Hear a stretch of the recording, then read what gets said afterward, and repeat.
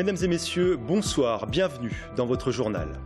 Elle avait quitté Tours pour être rénovée depuis plus de 2 ans. La statue Saint-Martin retrouvera le sommet de la basilique demain. En attendant, elle est exposée au public. Nous retrouverons notre journaliste Aurélie Renaud en direct sur place. Les élus du Conseil régional réunis aujourd'hui à Orléans. Au programme, une délibération contre les travailleurs détachés et des mesures d'économie pour 2017. Et puis nous irons prendre le pouls de l'ADA Blois, c'est du basket. Les hommes de Michael F font leur grand début en Pro B ce soir. C'est l'événement de ce week-end à Tours. La statue de Saint-Martin retrouvera demain le dôme de la basilique. Il y a 2 ans et demi, elle avait été enlevée de son socle car elle menaçait de s'effondrer. Direction la Dordogne pour y être restaurée. Avant de retrouver les sommets, demain, la statue monumentale est exposée depuis 16 h aujourd'hui, place Châteauneuf à Tours. Sur place, on retrouve notre journaliste Aurélie Renaud. Aurélie, vous êtes au pied de la statue, une statue arrivée ce matin, c'est bien cela ? Elle est arrivée ce matin par camion donc de Périgueux, vous le disiez, grâce à une entreprise, c'est la Socra. C'est également l'entreprise qui s'est occupée de la restauration de la statue. Le camion est arrivé vers 11 h, sortie du camion, manipulation ultra précise avec une toute petite grue finalement. Elle a été placée sur le socle, elle est maintenant derrière nous. Toutes les protections ont été enlevées et maintenant on peut voir les dorures et cette statue de Saint-Martin rénovée. Avec moi, Serge Babary. Bonjour Monsieur le maire. Bonjour. 4 mois de rénovation, une statue attendue, des gens qui sont venus la voir ce soir. Quel est votre sentiment ce soir? Enfin Saint-Martin est là? Évidemment, enfin, elle était très attendue parce que demain, c'est aussi un grand jour. C'est la remontée sur le dôme de cette très belle statue qui fait 4,80 m, qui pèse 1,7 tonne. Elle a été remise en état d'une façon magnifique, on le voit. Toute la journée, tout l'après-midi, des Tourangeaux sont passés. On avait prévu des prises de photos. Vous avez dans la main le petit selfie de Monsieur le maire. Oui, chacun a fait son selfie avec la statue. Donc c'est un moment assez sympathique. Et demain, la grue qui sera présente sera énorme. Par contre, parce qu'il va falloir monter cette statue en haut du dôme. Donc demain, ce sont plusieurs cérémonies. Le matin, une cérémonie religieuse, parce qu'on va remettre les reliques à l'intérieur de la statue, là où elles étaient. Vous avez un rôle à jouer demain. On va aller derrière la statue, Monsieur le maire. Alors, demain, Monsieur le maire... Alors, demain, j'aurai... on va vous aider. Demain, il y aura une petite grue. Avec l'aide d'une petite nacelle, si on le voit, il y a une sorte de porte dans laquelle je mettrai 2 choses. Une sorte de panneau métallique sur laquelle est indiquée la date et puis l'objet de la rénovation, et puis un tube métallique dans lequel il y aura un parchemin qui indiquera au nom de la municipalité l'intérêt pour la ville de remettre à l'honneur la statue en place et l'intérêt pour l'avenir de développer autour de Saint-Martin, de la Martinopole, l'attractivité pour notre cité.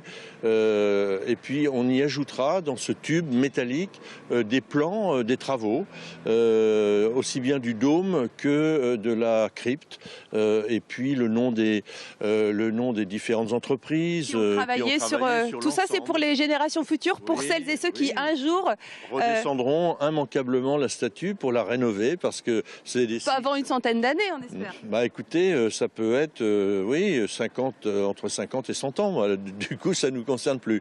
Mais ça sera un beau souvenir, je pense, de découvrir cela pour les Tourangeaux du futur. Alors, beaucoup de cérémonies demain. Monseigneur Aubertin qui viendra déposer des reliques également dans la même petite trappe que la vôtre. Et puis donc cette grue monumentale qui va s'installer d'abord dans la rue Châteauneuf, ensuite dans la rue des Halles.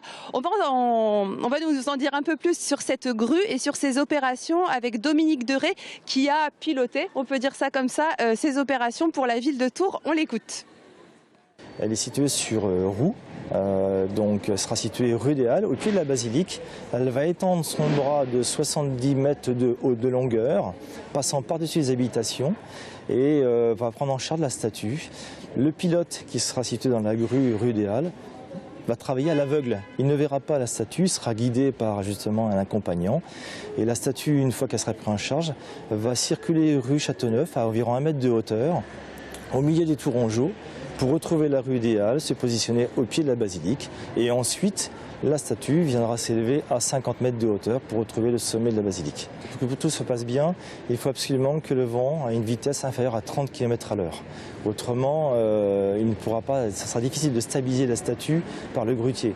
Parce que même à 50 mètres de hauteur, il faut pouvoir justement faire insérer la statue dans son mât qui attend tranquillement là-haut justement. Donc c'est au millimètre près, et donc c'est un travail très très fin, mais ce sont des gens spécialisés, compétents dans le domaine. Monsieur le maire, vous me confiez pendant l'interview, vous regardez la météo depuis 2 jours. Oui, bien sûr, tout le monde est attentif à la météo parce qu'on ne peut déplacer la statue, vu sa dimension, son poids, qu'avec très peu de vent. La limite absolue, c'est 30 mètres secondes. Donc, je m'y intéresse. Il semblerait que demain, au moment opportun, c'est-à-dire à partir de midi jusqu'à 13h, il y aura 19-20 mètres secondes, ce qui est tout à fait acceptable. On pourrait annuler si ça allait au-delà ? Ah, si ça va au-delà, c'est un problème de sécurité parce que si le... C'est bon. Là, c'est bon. Ah, c'est bon, ça me rassure. Je pense que vous pourrez le faire. Ça me rassure, mais je regarderai demain matin tout de même. D'accord. Bon, il y a un petit changement quand même dans la façon de socler cette statue. On a changé de système, c'est ça ? On n'est plus sur des écrous qui sont vissés sur le dôme. C'est une autre technique. Alors, il y avait, pour tenir la statue, sa stabilité, un mât métallique qui était en haut fixé sur le dôme, effectivement, et qu'il a fallu scier pour permettre la descente de la statue en février 2014. Du coup, ce mât n'existe plus puisqu'il a été entamé, et donc la méthode de fixation est différente.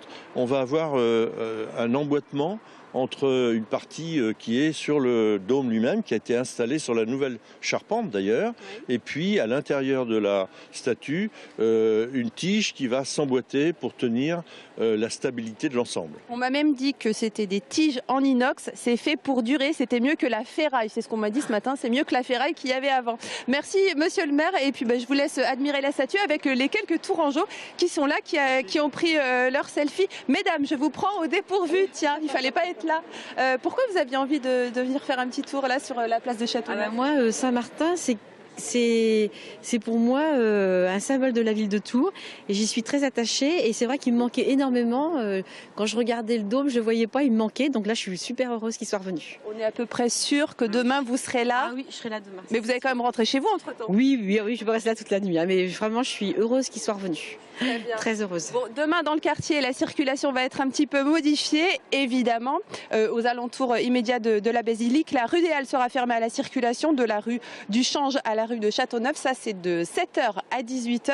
Et puis la place Châteauneuf sera fermée, elle aussi, à la circulation pour accueillir les cérémonies auxquelles, bien sûr, les Tourangeaux, les Tourangelles, les petits, les grands. On voit une petite fille qui est en train de faire un selfie avec monsieur le maire. Joli sourire, mademoiselle.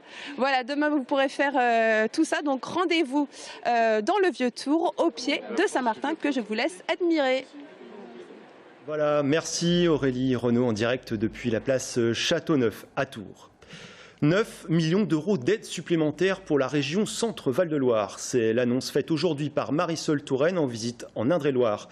7 millions proviennent de la réserve ministérielle, 2 de l'Agence régionale de santé. Objectif, développer et moderniser l'offre de soins en faveur des personnes âgées et des personnes handicapées. On écoute la ministre de la Santé et des Affaires sociales qui était ce matin à l'EHPAD de Bourgueil, un établissement qui bénéficiera de ces aides. Cet EHPAD à Bourgueil ne correspond plus aux attentes de la population. Les chambres sont trop petites, les salles de bain ne sont pas adaptées. Et donc j'avais, comme présidente du conseil départemental, décidé qu'un nouvel établissement serait construit à Bourgueil. Comme ministre, j'ai souhaité accompagner aussi cette reconstruction en apportant des crédits exceptionnels à hauteur de 2 200 000 €. Et c'est la raison pour laquelle j'ai voulu ici ici donner en quelque sorte le top départ, la perspective pour l'arrivée d'un nouvel EHPAD qui va être construit pas très loin, qui va répondre aux nouvelles normes et qui permettra d'accueillir les résidents dans de très jolies conditions et qui va donner au personnel aussi des conditions de travail très nettement meilleures. Et c'est un soutien financier bienvenu alors que le Conseil régional débattait aujourd'hui des orientations de son budget 2017. Il va falloir faire des économies. Les élus ont également voté une délibération contre les travailleurs détachés, des salariés européens souvent payés à coups de lance-pierre au détriment de la main-d'œuvre française. À Orléans, le reportage d'Amanda Brouwer-Rivera. Le texte qui vise à mieux encadrer l'emploi des travailleurs détachés sur les chantiers de la région a fait l'unanimité. Dès à présent, les entreprises devront déclarer le nombre de travailleurs détachés qu'elles veulent employer et à quel prix. Ainsi, la région espère écarter les pratiques abusives et favoriser l'emploi local. Nous envoyons un message aux entreprises. D'abord, un soutien aux entreprises vertueuses qui prennent d'abord des travailleurs des salariés de notre région parce qu'il faut défendre l'emploi. Et puis aussi un message clair, quand il y a des règles, il y a une directive européenne, elle doit être appliquée avec sérieux. Il n'est pas question de faire des distorsions de concurrence qui ruinent les entreprises de notre région. Lors de cette session, les orientations du budget 2017 ont été esquissées. Et ce sera une équation difficile. La dotation de l'État baisse de 18 millions d'euros et il faudra financer 25 millions supplémentaires liés aux nouvelles compétences de la région qu'elle va acquérir dès le 1er janvier 2017. Face à ce manque d'argent, pas question de diminuer les investissements. La majorité régionale veut notamment rogner sur le coût de fonctionnement et surtout augmenter la taxe sur la carte grise. La formule ne convainc pas les oppositions. Il est temps de dire stop à l'augmentation des impôts et d'adopter une autre politique. La politique, moi, que je mets en œuvre, par exemple, chez moi en Sologne, en tant que maire d'une commune rurale ou président d'une communauté de communes. On n'augmente pas les impôts, mais on réduit les dépenses publiques et on trouve des investissements ailleurs, par le secteur privé, par exemple. Ça marche, c'est utile, c'est efficace et c'est un nouveau modèle de société qu'il nous faut faire émerger. On n'a pas de proposition, il faut attendre le vote du budget pour savoir vraiment ce que va faire la région. Et à ce moment-là, nous on pourra dire ça nous convient, ça ne convient pas. Mais le débat est resté très général, je dirais trop général, et uniquement sur la question des moyens. Le budget 2017 va être débattu et voté en décembre prochain. À Tours, le salon de l'habitat se tient jusqu'à dimanche au parc des expositions. 500 spécialistes de la construction, de la décoration, encore des espaces verts. Dans le cadre de ce salon, une aile entièrement dédiée aux inventions et aux innovations. 50 exposants invités. Parmi eux, Mehdi, ce Tourangeau propose un balai multi-usage breveté, plus performant selon lui qu'un aspirateur. Pour cet habitué des concours, inventer est une passion. Il y a beaucoup de travail, d'argent investi. Inventer un produit, c'est une chose, mais être en avance de 20 ans ou 30 ans justement pour avoir de la pertinence dans l'invention du produit, que ça fonctionne, que ça marche, c'est ça le plus dur parce qu'au début vous êtes tout seul et une fois que ça se développe, une fois que ça marche, c'est épanouissant. Nous, ce qui nous plaît à travers les salons comme l'Épine, Genève, le salon des inventeurs de Tours, Strasbourg, etc., c'est qu'on remet de l'humain. Aujourd'hui, on enlève de l'humain. Les codes barres, l'internet, on a aussi les sites internet, ça fait partie du commerce, mais c'est le seul moment de l'année où on remet de l'humain entre le consommateur et le produit. On ouvre une page sport avec du football d'abord. Après 5 défaites d'affilée, le Tours FC n'a plus le choix. Il doit gagner ce soir face à Orléans dans un derby des mal classés de Ligue 2. 18e pour l'USO, Tours est lanterne rouge à 2 points du premier non relégable. La dernière opposition entre les deux équipes remonte au mois d'août en Coupe de la Ligue. Orléans l'avait emporté 1-0. Le grand soir également pour l'ADA Blois. C'est du basket. Les hommes de Michael F font leur début en Pro B après avoir survolé le championnat de National 1 l'année dernière. Leurs adversaires, Denain, près de Valenciennes. Ce premier match sera valeur de test pour les Blaisois qui visent le maintien cette saison. Bastien Mathieu. C'est le grand jour pour l'ADA Blois Basket et pour son président. Ils attendaient ça depuis 7 mois, depuis le mois de mars et la validation de l'accession en Pro B. C'est donc pour aujourd'hui, les Blaisois vont disputer leur premier match de l'histoire dans la division. Beaucoup d'excitation parce que, comme je disais, ça fait 10 ans que Blois attendait d'être en Pro B. Donc il me tend à être à ce soir pour connaître le résultat du match. Cet été, le chantier aura été très grand pour l'ADA Blois Basket. Exit le Palais des Sports, non homologué pour la Pro B. Il a donc fallu se rabattre sur le complexe Saint-Georges, un gymnase qu'il a fallu mettre aux normes, notamment en rajoutant des tribunes et en installant un parquet flambant neuf. Ça a été un énorme chantier qui qui a été relevé en très peu de temps, avec le mois de juillet et le mois d'août où il y a des gens en congé.